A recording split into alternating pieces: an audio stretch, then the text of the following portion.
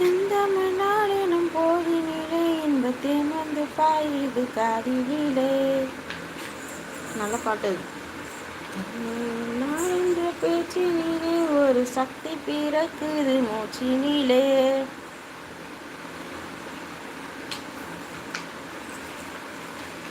உங்க அம்மா முண்டையா? உங்க அம்மா முண்டியடா அறுத்துட்டாடா இருக்கா? மண்ணாங்கட்டி மண்ணாங்கட்டிக்கு பிறந்தவனே,